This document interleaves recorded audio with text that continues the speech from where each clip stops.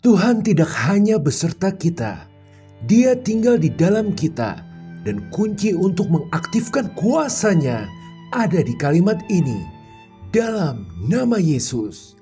Shalom semuanya. Sejak nubuatan Yesaya tentang Immanuel terpatri dalam gulungan kitab suci hingga detik kelahiran Sang Juru Selamat di Bethlehem, Allah merobek langit hanya untuk menyatakan satu kebenaran. Dia tidak pernah meninggalkan kita. Injil Matius membuka tabir sejarah dengan kelahiran Yesus, Sang Immanuel, dan menutupnya dengan kalimat yang mengubah takdir manusia. Ketahuilah, aku menyertai kamu senantiasa. Tapi inilah pertanyaannya. Jika Tuhan beserta kita, apa yang masih kita takuti? Kekurangankah? Kegagalan? Setan? Harusnya tidak, tapi nyatanya iya. Jadi jawabannya tersembunyi dalam satu kalimat yang kita ucapkan hampir setiap kali berdoa, tapi sering kita lupakan kekuatannya. Maka, apa yang sebenarnya terjadi di surga saat Anda mengucapkan dalam nama Yesus, saat namanya menjadi kunci yang membuka kemustahilan? Mari kita mulai. Saat Anda mengucapkan dalam nama Yesus, surga menganggapnya sebagai surat resmi dengan meterai darah. Doa Anda akan menjadi sebuah surat, sebuah dokumen kerajaan yang dihantarkan dari bumi ke tahta surga. Surat itu tak hanya ditandatangani, tapi dimeterai dengan sesuatu yang sangat mahal, darah anak domba. Itulah yang terjadi pertama kali saat Anda mengucapkan dalam nama Yesus. Apapun bunyi doa Anda, tapi ketika disertai namanya, doamu tidak lagi biasa. Ia menjadi dokumen permohonan yang sah, tertulis di atas lembar kasih karunia dan disegel oleh pengorbanan Kristus sendiri. Meterai darah itu bukan simbol. Ia adalah kuasa, dan ia dikenali di seluruh alam roh, baik oleh malaikat maupun setan. Jadi saat doa atau surat Anda naik ke surga, seorang malaikat berhenti. Ia menoleh, matanya bersinar dalam cahaya ilahi. Lalu ia berkata pelan, hampir saja penuh hormat, "Ini dari orang yang darah Yesus tebus. Segera proses." Karena malaikat mengenali meterai darah Kristus pada permintaan kita dan membawa doa itu langsung naik ke lapisan tertinggi, ke hadapan Sang Raja, segala raja. Ini bukan hayalan belaka. Wahyu 5 ayat 12-13 memberi gambaran yang jelas. Yesus, anak domba yang disembelih, layak menerima kuasa, kekayaan, hikmat, kekuatan, hormat, kemuliaan, dan puji-pujian. Ia yang mati, bangkit, dan duduk di sebelah kanan Allah menjadi pengantara tunggal antara manusia dan Bapa. Maka setiap kali kita menyebut namanya, kita sedang memohon berdasarkan otoritas ilahi yang sempurna dari Yesus. Membuat doa-doa kita bukan lagi sekedar permohonan saja, melainkan menjadi surat-surat yang tersimpan dalam mangkuk emas yang penuh dengan kemenyan. Wahyu 5 ayat 8. Simbol betapa berharganya setiap ucapan kita di hadapan Tuhan. Maka ketika Anda berdoa dalam nama Yesus, bukan hanya Anda yang berbicara, malaikat-malaikat mendengar, Roh Kudus bersyafaat, seluruh komunitas surgawi ikut merangkul doamu dan membawanya ke tahta kasih karunia. Lihat, seluruh warga surga turut membantu doa Anda sampai kepada Tuhan. Ini seriusan. Sekali lagi, coba renungkan dalam-dalam penjabaran barusan. Jadi janganlah pernah meremehkan kalimat dalam nama Yesus, karena ia bukan sekedar penutup doa. Ia adalah meterai kerajaan, stempel penebusan, dan izin akses ke hadirat Allah yang membuat doamu langsung berdiri tegak di bawah naungan darah yang menyelamatkan. Luar biasa, ini baru awal. Yang selanjutnya terjadi lebih dahsyat, yakni malaikat berdiri tegak seperti tentara mendengar komando. Surga bukanlah tempat sepi. Di sana, di balik tirai yang tak terlihat oleh mata manusia, berdirilah pasukan surgawi yang tidak pernah tidur, tidak pernah lelah. Mereka tidak sekedar mengapung dalam cahaya kekal. Mereka menjaga dengan posisi seperti prajurit elit yang menanti aba-aba dari sang jenderal. Dan tiba-tiba sebuah suara terdengar dari bumi. Sebuah doa Anda yang diucapkan dalam nama Yesus. Mereka mendengar otoritas di baliknya yang adalah komando surgawi. Saat Anda mengucapkannya, para malaikat tidak melihat siapa dirimu, tidak peduli apakah engkau sedang goyah, lemah, atau bahkan penuh luka masa lalu. Yang mereka dengar adalah suara Anda adalah suara sang pemenang. Karena Yesus telah menjadikan Anda pemenang. Jadi malaikat langsung bergerak seperti pasukan yang mendengar instruksi dari sang jenderal perang, yakni Anda. Meskipun Alkitab tidak secara eksplisit menyebut malaikat sebagai tentara yang bersiap tempur saat kita berdoa, Mazmur 103:20 memberi petunjuk akan kebenaran ini. Pujilah Tuhan, hai malaikat-malaikatnya, hai pahlawan-pahlawan perkasa yang melaksanakan firman-Nya dengan mendengarkan suara firman-Nya. Mereka mendengar dan mereka melakukan karena mereka tahu firman itu adalah Yesus yang namanya Anda sebut. Anda mungkin berpikir bahwa ini omong kosong, tapi tunggu, jangan berpikir bahwa doa Anda yang diucapkan dalam nama Yesus adalah permohonan yang rapuh. Karena ini bukan soal bagaimana kita layak atau tidak, tapi betapa sempurnanya meterai darah yang menyertai kita. Ibrani 1:14 berkata bahwa malaikat adalah roh-roh yang melayani, yang diutus untuk melayani mereka yang akan memperoleh keselamatan. Artinya, mereka ada di sini untukmu karena Kristus telah mati, karena Anda telah dikuduskan. Karena nama Yesus sudah ditetapkan sebagai jalan masukmu ke hadapan Allah.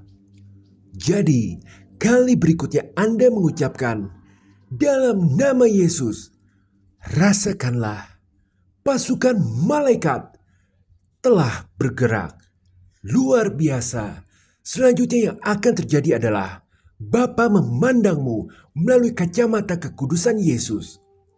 Ada sebuah ruangan, bukan sembarang ruangan, tapi tahta kemuliaan. Di sana duduk Sang Kudus, terang yang tidak tersentuh kegelapan, hakim segala ciptaan. Di hadapannya, bahkan malaikat menutup wajah mereka dengan sayapnya karena kekudusannya. Ini kita bisa baca di Yesaya 6. Tapi kita yang penuh luka, dosa, pertanyaan, dan kelemahan datang menghampiri dan diterima dengan baik oleh Bapa. Bagaimana ini mungkin? Jawabannya bukan siapa kita, tapi siapa yang berdiri di tempat kita. Ketika Anda berkata dalam nama Yesus, selanjutnya yang terjadi saat doa kita naik dan malaikat bergerak adalah identitas Yesus turun menyelubungi diri kita. Seperti jubah putih yang sempurna yang membuat kita layak berdiri di hadapan tahta itu. Nama Yesus menjadi sebuah persembahan yang harum di hadapan Bapa. Semua oleh karena kebenaran Yesus. Bapa surgawi mendongak dari tahtanya. Ia tidak melihat noda masa lalumu. Ia tidak mendengar suaramu yang goyah atau keraguanmu yang rapuh. Yang ia lihat adalah anaknya, kebenarannya, pengorbanannya, kasihnya. Dan ia tersenyum. Lihat, anakku yang dikasihi datang lagi. Alkitab berkata, marilah kita dengan percaya diri menghampiri tahta kasih karunia supaya kita menerima rahmat dan menemukan kasih karunia untuk mendapat pertolongan kita pada waktunya. Ibrani 4 ayat 16. Ini bukan sombong, ini adalah pengakuan bahwa kita datang bukan atas dasar apapun selain nama Yesus. Kita tidak membawa jasa, kita tidak punya hak, tapi kita memiliki juru bicara, seorang imam besar yang hidup yang berdiri antara kita dan Bapa. Bahwa kita berbicara bukan dengan suara kita sendiri, tapi dengan suara Dia yang telah menang. Sebagai orang berdosa, kita terpisah, tapi dalam Yesus kita dikembalikan, dibenarkan, diterima, dicintai. Dalam nama Yesus, bukan kata-kata biasa, tapi kuasa yang mengubah cara Tuhan menerima doa kita. Satu-satunya membuat kita layak masuk ke hadirat-Nya. Tapi belum sampai di sini saja dahsyatnya. Selanjutnya, kita akan melihat reaksi dari kegelapan, yakni iblis dan pasukannya menutup telinga dan berteriak. Hidup kita nyatanya adalah peperangan rohani. Setiap hari, di balik alam roh yang tak terlihat, pertempuran batin sedang berlangsung. Rasa takut melawan iman, keraguan melawan keyakinan, dan doa melawan kekuatan gelap. Lalu tiba-tiba satu kalimat terdengar, dalam nama Yesus. Saat itulah langit bergema dan neraka gemetar. Iblis tidak mundur karena suara yang lantang atau doa yang panjang. Ia mundur karena ia mengenal otoritas di balik kata-kata itu, Yesus. Iblis langsung teringat akan kekalahannya di kayu salib, sang pemenang yang telah merampas kuasanya atas hidupmu. Jadi ketika Anda menyebut dalam nama Yesus, roh-roh jahat langsung berteriak keras. Jangan biarkan dia selesaikan kalimat itu. Mereka tahu arti dari setiap huruf yang kau ucapkan. Mereka tahu bahwa dalam satu tarikan nafas doa, kemenangan bisa berbalik arah. Yohanes 14 ayat 13-14 bukan janji kosong. Apa saja yang kamu minta dalam namaku, aku akan melakukannya supaya Bapa dipermuliakan di dalam Anak. Itu adalah janji otoritas, janji perlindungan, janji kemenangan. Dan setan tahu itu. Ia percaya dan gemetar. Lebih dari itu, ia juga tahu orang yang berdoa dalam nama Yesus bukan hanya sedang memohon, ia sedang menggunakan kuasa surga. Ia mengaktifkan warisan kerajaan Allah dan ia sedang menuntut kembali wilayah yang sudah direbut. Jadi kali berikutnya Anda berdoa, ingatlah, Anda bukan hanya sedang bicara pada Tuhan, Anda sekalian sedang mengusir musuh. Karena saat Anda berkata, dalam nama Yesus, iblis tahu ia harus pergi, ia harus mundur. Karena ia tak punya kuasa melawan nama itu. Dan sekarang kita akan mengetahui kejadian terakhir dan yang paling dahsyat, yakni namamu dicatat dalam buku peringatan.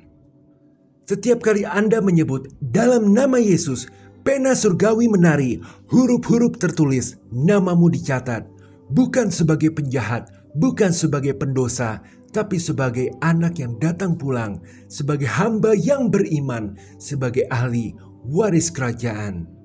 Langit mencatat, Allah mengingat. Ini dasarnya di Maleakhi 3 ayat 16. Beginilah berbicara satu sama lain orang-orang yang takut akan Tuhan. Tuhan memperhatikan dan mendengarnya. Sebuah kitab peringatan ditulis di hadapannya bagi orang-orang yang takut akan Tuhan dan bagi orang-orang yang menghormati namanya. Ini bukan catatan dosa, ini adalah catatan kesetiaan. Sejatinya, jika kita percaya pada Yesus, nama kita sudah tertulis dalam kitab kehidupan sejak sebelum dunia dijadikan. Dan itu memang benar.